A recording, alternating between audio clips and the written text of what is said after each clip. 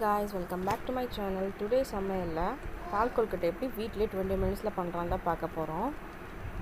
இதுக்கு தேவையான பொருள் அரிசி மாவு 500 grams நான் எடுத்துக்கிறேன். Grated coconut powder 1 cup. செகண்டா grind பண்ணி வச்ச coconut milk 3 cup. First grind பண்ணி எடுத்த coconut milk 1 glass ஃபுல்லா. இது வந்து நல்லா திக்கா இருக்கும்.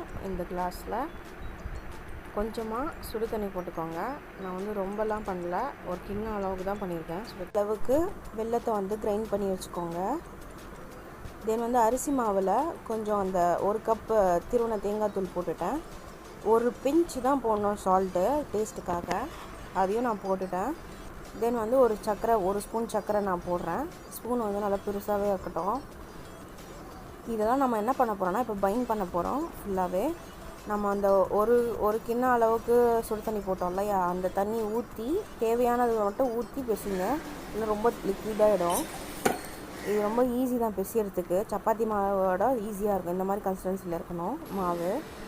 தென் வந்து அது சின்ன சின்ன பால்ஸாக வந்து நீங்கள் உருட்டி வச்சுக்கலாம். நான் வந்து ஒரு பேனை வந்து நல்லா சூடு பண்ணிக்கிறேன். இப்போதைக்கு இந்த பால் எல்லாமே ஒன்றா சேர்க்க போகிறோம். அந்த செகண்டாக கிரைண்ட் பண்ணி வச்ச கோகனட் மில்க் இருக்கு இல்லைங்களா, அது வந்து நிறைய குவான்டிட்டி இருக்கும். 3 கப்பு இருக்கிறதுனால அது ஃபஸ்ட்டு நான் வந்து இது கொஞ்சம் தண்ணியாக தான் இருக்கும். இது நல்லா கொஞ்சம் சூடானோம். நம்ம ரா கோகனட் மில்க் இருக்கு இல்லையா, ரா மில்க் இருக்கு இல்லையா, ஆவின் அந்த மாதிரி அது கொஞ்சம் ஊற்றிக்கோங்க. ரா மில்க் இது நல்லா கொதி வரணும். கொஞ்சம் லைட்டாக கொதி வந்தோடனே அந்த திருவி வச்சுருந்த வெல்லத்தை சேர்த்துக்கிறேன். கொஞ்சம் சேர்த்தா போதும். உங்கள் ஸ்வீட்னஸ் வந்து உங்களோட விருப்பம் தான். ஸ்வீட் மொத்தம் நீங்கள் அதிகமாக வேணும்னாலும் அதிகமாக சேர்த்துக்கலாம். இல்லை நீங்கள் வெல்லமே போதும்னு நினச்சோன்னா வெல்லமே ஃபுல்லாக சேர்த்துக்கலாம். சுகர் வேண்டாம். இல்லை சுகர் கம்மியாக வேணும்னா நீங்கள் இந்த வெல்லம் ஸ்கிப் பண்ணிவிட்டு வெறும் சுகர் மட்டும் நீங்கள் சேர்த்துக்கோங்க. வெல்லம் சேர்த்திங்கன்னா இந்த மாதிரி கலர் வந்து மாறும். இந்த மாதிரி கலர் வரும், கொஞ்சம் ப்ரௌனிஷாக ஆகிடும் மில்க்கு. அப்புறம் வந்து நான் ஒரு 3 டேபிள் ஸ்பூன் அளவுக்கு சுகர் சேர்த்துக்கிறேன் தனியாக. இதில் ஸ்வீட்னஸ்க்காக தான் இது சேர்த்துக்கிறேன். இது நல்லா கலக்கி விடுங்க, இல்லைனா திரியாக அங்கங்கே நிற்கும். இது நல்லா பார்த்தீங்கன்னா கொதி வந்துடுச்சு நல்லாவே. இப்போ வந்து நம்ம உருட்டி வச்சுருந்த பால்ஸு, அந்த பால்ஸ் ஃபுல்லாகவே போட்டுடலாம். எனக்கு வந்து பார்த்திங்கன்னா அரௌண்ட் 20 to 25 பால்ஸ் வந்து கிடச்சிது இந்த 50 கிராம்ஸ்லேயே.